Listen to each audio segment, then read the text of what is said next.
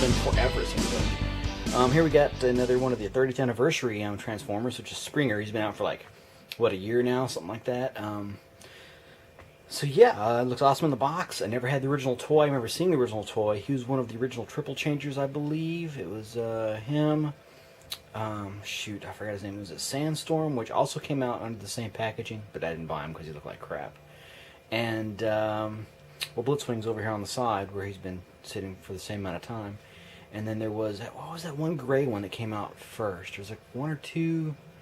Roadbuster, wasn't he a triple changer? What was the other guy? It wasn't Blades. But anyway, there was like a few, and he was one of the original ones. And I remember him really from the TV show. I didn't actually see him in the cartoon, the movie, because I didn't see the movie till like way later. And then of course the only toy I had was the third party one. But anyway, making that long unnecessarily. Here's the box, pretty cool, nice 30th anniversary logo on there. You got him in all three forms with this little tech spec deal down there. A little bit of a bio, which I'll take a picture of and put that on the slideshow. It's got an IDW tag down there, which is neat. And that's it. So let's bust this guy out of the box and check him out. Alright, here's Springer out of the box in his robot mode. The only thing I did was click his, or flip rather, his little heel spurs out. Little green part there on the back at the bottom there. I had to flip those out. Those were flipped under. But other than that, yep, that's him straight out of the box, just holding his weapons. He does have like the, not really flick fire, but like the tension fire missiles that push it forward and one shoots out. A little bit more, both go out. Or if you do it real quick, both of them go out. Get those out of the way. So those are lost now forever. Yeah, his sword is essentially his helicopter blade folded up. Pretty neat little fashion. I might show that a little bit later. But yeah, that's him in robot mode. Looks really good. I don't have the G1 toy. I do have the, man, put this out. TFC Toys put out this other Springer. This is the first Springer I had right here. And it's pretty cool. But yeah, it just kind of pales, literally, the way the paint palette was in comparison to the official Hasbro Generations triple changer here, which, you know, kind of sucks because I really dug my my smaller Springer there, but he might get replaced, which doubly sucks because he was like $100 when I got him. But I digress. Looks great as a robot. Go through his articulation real quick. He has like a ball jointy head. He has a nice range of motion on like a ball jointy shoulder joint there, but it's kind of floppy.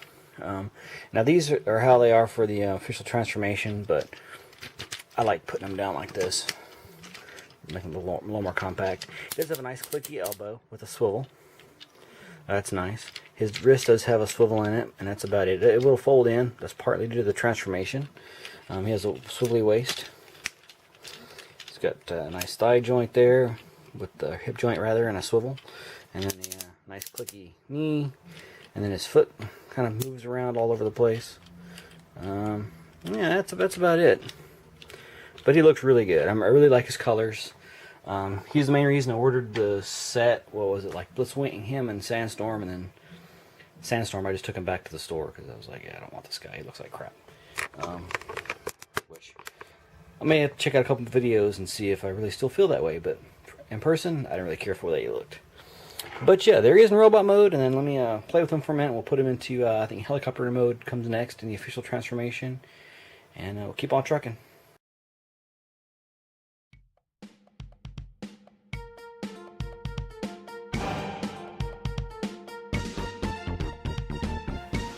Alright, here's my favorite alt mode for Springer, the armored car. Which, you know, you got a couple options and stuff. I mean, I got the gun stood on top, you know, like it shows you, whatever, and the sword on the bottom, which, it's okay, but I'd rather just take it off so it actually will roll a little bit, but there's no real place to store it. I mean, you can, if you wanted to, you could do something like this. You could go totally Mad Max with it, but whatever, that's my alternate way of storing stuff. But anyway, look at the car itself once I pop these pieces off here. There we go. Alright, there it is on the little stage there. Well, that's pretty neat. It has some gaps here in the front, which are fine. They look fine from the front, you know, and all that. But when you get that side view, it looks kind of, looks like something's not quite right. But they're actually set in there pretty good. Now, some parts of it, my windows being one, don't want to stay. Like I can feel them click in and everything kind of lines up, but then they pop right back out. So that's really the only downside I've found with this mode so far. I mean, I really love the big chunky tires on it. I love the fact they're full wheels, because sometimes they go with a half wheel thing where it looks like it's a nice big chunky tire. But due to the transformation and stuff, they kind of split it and all that and make part of it stationary. But yeah, he's pretty cool. You can mess around with the wings and on the back there and do different stuff. Put them out like that, or do like I did, more of a traditional spoiler kind of, I think, like that. So you get that look, and it also kind of echoes his his tail for the helicopter a little bit by making it more narrow at the back. But yeah, it's a pretty neat little mode. It rolls really well and everything. It looks cool and accomplishes what it sets out to do. And I think it's the better looking out of the two alt modes. Now the robot mode's pretty good, like I said before. But now we'll go through and look at the helicopter. Alright, here we are in helicopter mode, and I left all the accessories off on purpose, just to give you a clearer view of the vehicle itself, and then I'll show you some cool things with the accessories. Yeah, pretty much all you got to do with this from the car mode, you just slide these back, you pull this forward, you kind of fold the arms around, and plug them in to these little plates that you flip around and cover the wheels with. The legs come together, these kind of flip out, and that's really it. I mean, I would do it on camera, but I end up fumbling around so much that it just takes up so much time. But yeah, it's okay. It's a pretty cool mode. I mean, in my opinion, it looks like this is definitely the tertiary mode, or the one that they went to the last out of the three, mainly because of the way the tail, I think that could have been done better. The front's not too bad, but the way they got the windows and stuff on the arms is kind of like, yeah, that'll work. So yeah, it's not my favorite mode. Now, one thing that's kind of cool is the way that the sword changes into the blades there, if I can get this guy in focus. But basically you just got to split the blades, and they split like that, and then the little hub flips up, and now it's a free spinning rotor blade that plugs in the top, which is always cool. Oops. So yeah, that's pretty neat. Now, one thing with the don't want to have that so far in it. I think these are supposed to pop in, but they don't. It's supposed to pop up, look like that, like it's supposed to fit like that, the way everything is made, but it's just kind of weird. So it's easier if you just do it level. The gun, there's no real way to plug it in. Yeah, you can plug it into different ports and stuff like that if you wanted to, but the actual way it has this little plug type thing right here.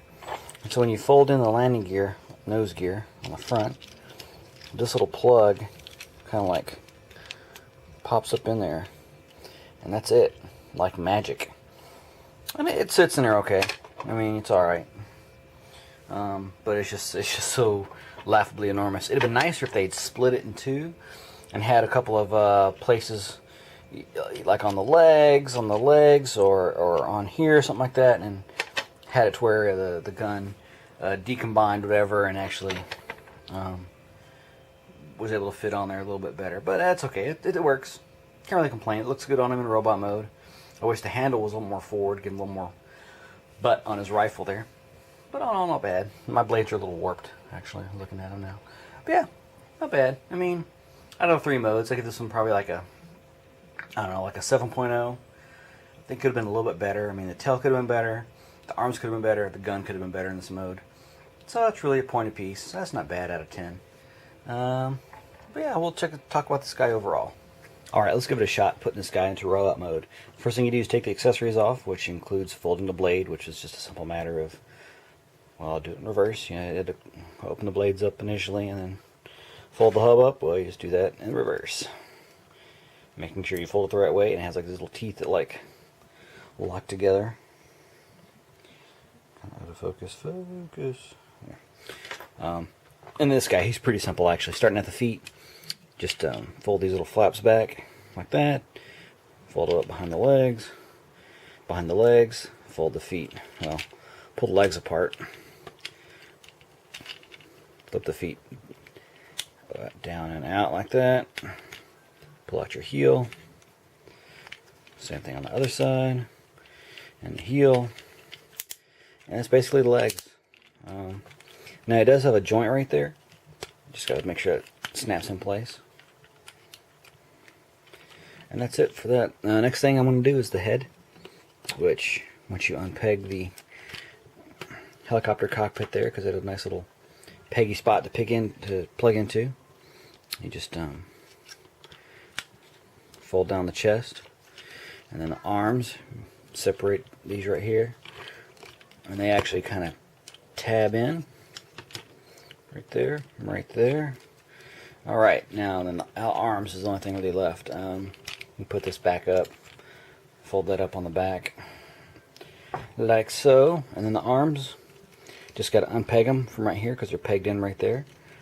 Just got to unpeg them, fold it all the way out, and then refold the arm back up the way it was. But first you have to fold down the window, get the fist out like that. There we go. Now everything should be pegged together. Let me do the other arm real quick. Off camera here, like that. And the only thing left to do now, you can leave them like this, but you're going to have reduced posability in the arms, because these are actually pegged in. Oops. At the hinge right here, like at the very, you can't see it's off camera, right there, inside there, the out of focus area, inside there it's pegged in. Just gotta like pop it loose. Come on, there you go. You can do it. There it goes. Now it's loose. So there, like so. All right, and that's Springer. That's pretty much it. He's pretty simple, considering. I mean, for a Voyager class, for $22, $22.96 or whatever he is. It's not bad. Probably the only really drawback is I can't even think of a drawback actually. I just would have liked to have seen a little bit better helicopter mode. But other than that, it's not bad. I really dig him. I think he's actually going to replace my I think is it TF Toys or is it TFC Toys or is it Fans Project that did the Springer that's back here? I don't remember. I think it's going to replace this guy on my Generations, my Chug, my Classics NK Universe Generation shelf. So it's going to replace my Chug's third-party version, which is kind of unusual because normally I tend to lean towards the third-party releases, but this time I think Hasbro really did a good job. Hopefully I feel the same way about Blitzwing, because unfortunately there's no third party for him that I'm aware of right now out in this scale, so I have to keep my eyes open for that. But yeah, I'll give this guy a good solid 9.0 all the way around. It's a good price point. I think you can still get him some places for $19.99, which is great, because he's a full, well, like if you have the DC Universe Classics figures or whatever, he's like a full, 7 inches, whatever, tall. It's not like he's a little deluxe guy. Let me grab Optimus real quick, and we'll compare the sizes of Optimus. I don't know who else I have that's, but yeah, he's roughly the same size as Optimus, which I think, how much was he? Was he 20? I think he was 20, 1896, whatever it was when he came out. But yeah, I mean, doesn't scale much better than that, I was afraid these guys were going to be huge compared to the other classics that I had, and doggone it, they fit in just right. So nice, rock on, Hasbro. Good job, 9.0. If you're a Transformers fan, I don't know why you haven't picked this up already. If you're looking for a gift, go ahead and buy it. Appropriate age group. I think it says 5 and up, something like that. That's perfect. Don't let the looks like it has a bunch of small detail parts, but actually it's pretty durable and fairly easy to transform considering the complexity of the mold itself. So awesome. Thanks, guys.